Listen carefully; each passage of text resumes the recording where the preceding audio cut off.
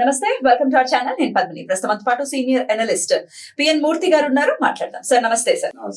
Sir, మహిళలకి free bus అనే అంశం చాలా చాలా వైరల్ గా మారుతుంది.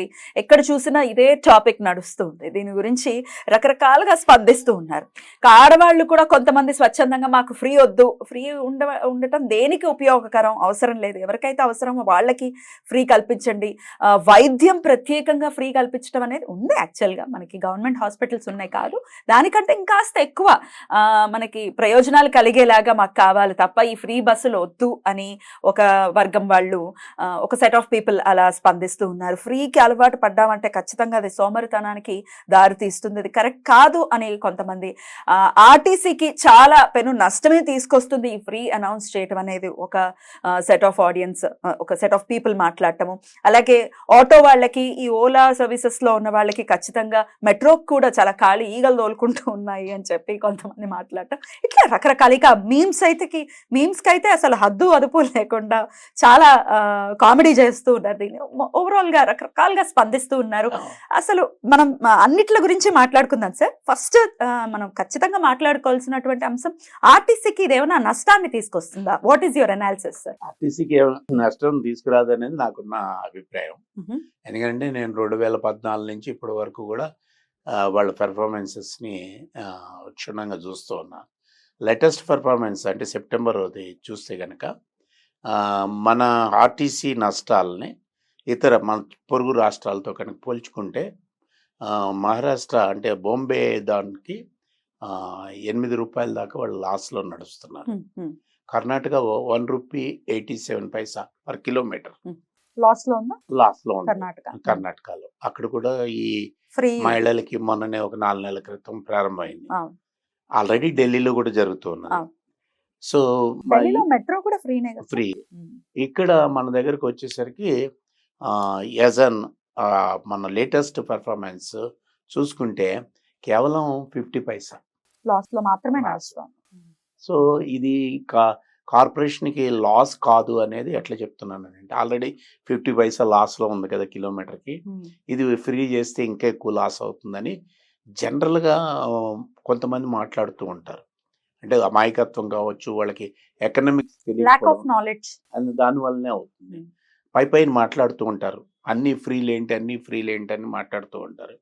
నా ఉద్దేశంలో ఏ ప్రభుత్వం అయినా మూడింటికి ఇంపార్టెన్స్ ఇవ్వాలి: విద్య, వైద్యం, ట్రాన్స్పోర్ట్.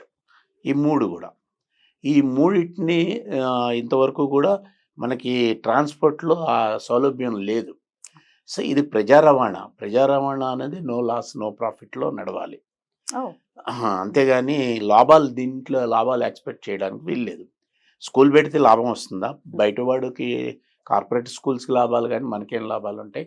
వైద్యం చేస్తే కార్పొరేట్ వాళ్ళకి లాభం కానీ ఆర్టీసీ ట్రాన్స్పోర్ట్ కూడా.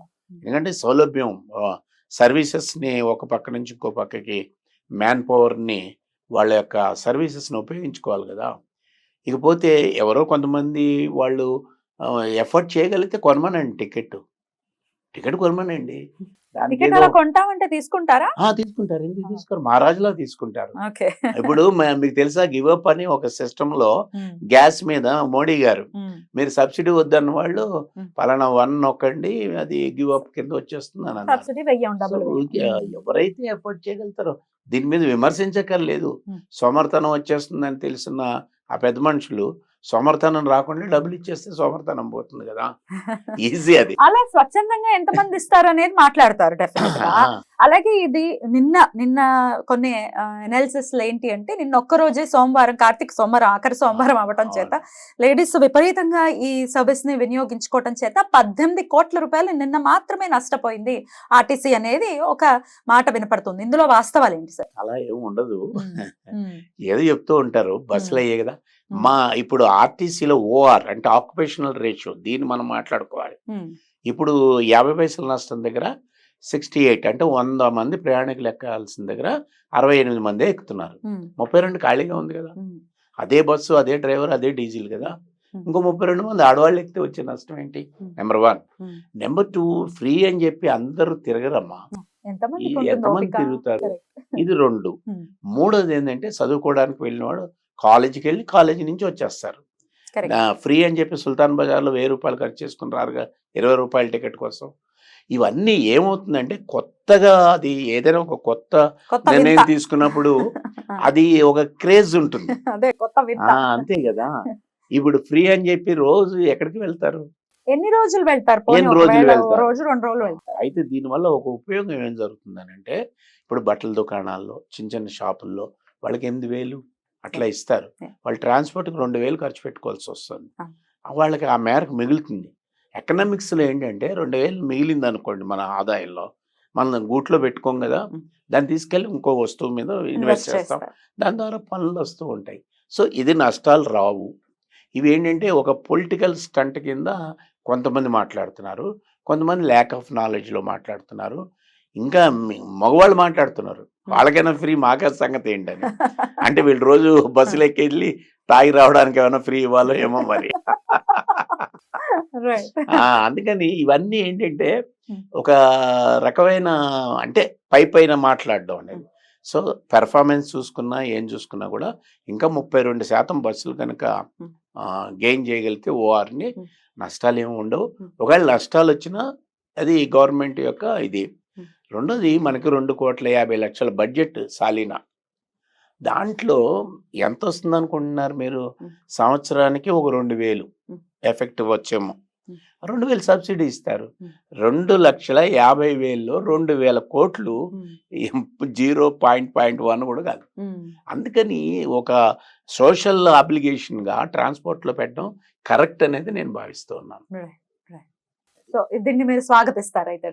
డెఫినెట్గా స్వాగతిస్తాం. అది దాన్ని ఇంకా కావాలంటే ఇప్పటికి ఒక నిర్ణయం తీసుకున్నారు ఎక్స్ప్రెస్ వరకే, అలాగే పల్లె వెలుగు, సిటీ బస్సులు. రెండోది ఇంకోటి సిటీ వరకు నేను మాట్లాడతాను. ఓ మిడిల్ క్లాస్ వాళ్ళు, ఇప్పుడు నేనే ఉన్నాను, నా ఇంటి నుంచి బస్ స్టాప్కి వెళ్ళాలంటే 1 కిలోమీటర్ నడిచి వెళ్ళాం. అప్పుడు ఏం చేస్తాము? ఆటో ఎంగేజ్ చేయాలి. కనీసంగా ఇప్పుడు 30-50 రూపాయలు లేని ఆటో వాడు ఎక్కడికి రావట్లేదు. నేను 20 రూపాయల టికెట్, కోటికి 20 రూపాయల టికెట్ కోసం ఉప్పలు నా ఇంటి దగ్గర నుంచి అక్కడికి 50 రూపాయలు ఎందుకు ఖర్చు చేస్తాను నేను? అందుకని ఎవరైతే ఎఫర్ట్ చేయగలుగుతారో వాళ్ళకి ఏమీ ఇబ్బంది లేదు. రెండోది ఆటో వాళ్ళు కొంతమంది తెలియక ఇది మాకు నష్టం చేస్తుంది, అదొక మాట వినపడుతుంది, ఆటో వాళ్ళకి ఖచ్చితంగా నష్టం చేస్తుంది. అది మా ఇనిషియల్ స్టేజ్లో ఉంటుంది. రెండోది ఆర్టీసీ కూడా నేర్చుకోవాల్సింది ఏంటంటే ఒక కాలనీ వస్తే అక్కడ బస్సు వేయండి అని చెప్పగానే బస్సు వేస్తున్నారు. అది వేయకూడదు. అట్లా ఆటోలు ఎందుకున్నాయి?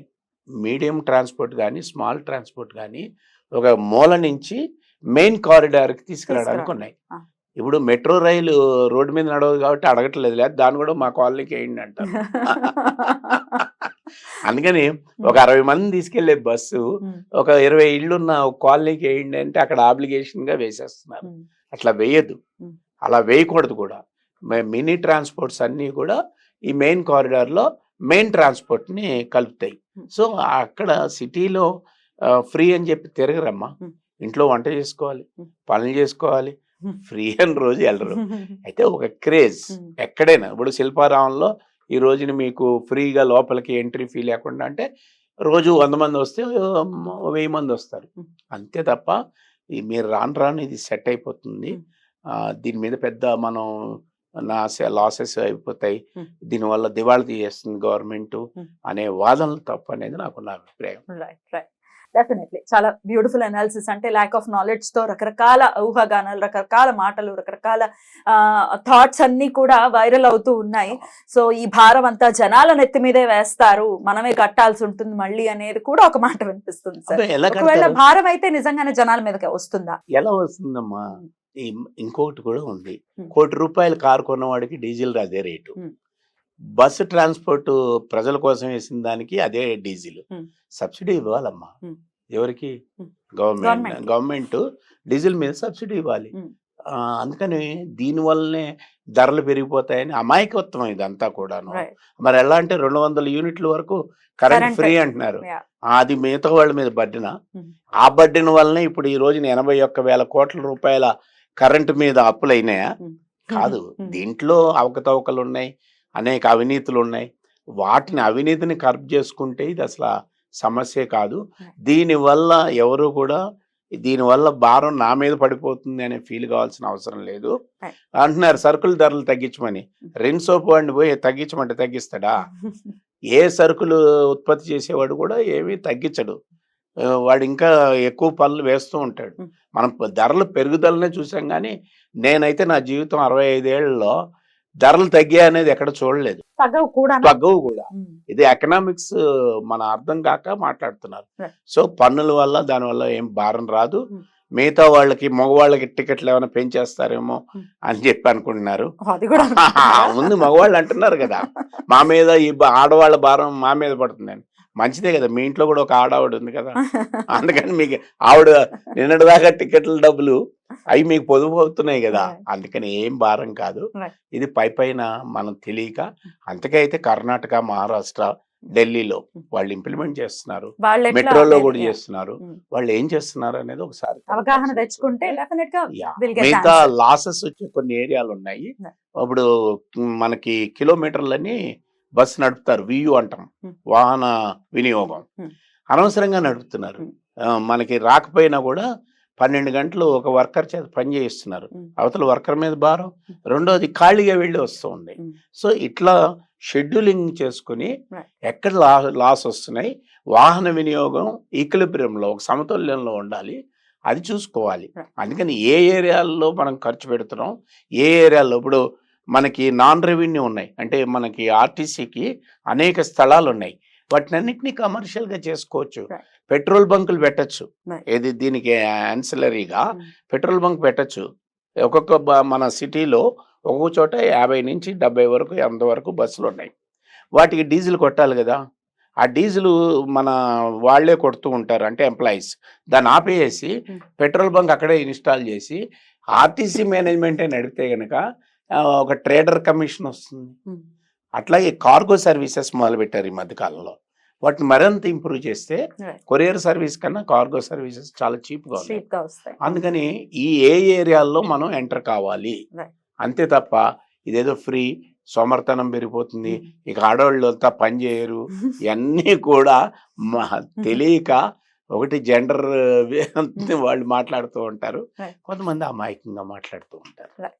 చక్కటి అనాలిసిస్ తెలియజేశారు సార్ మాకు. Thank you so very much. నమస్తే.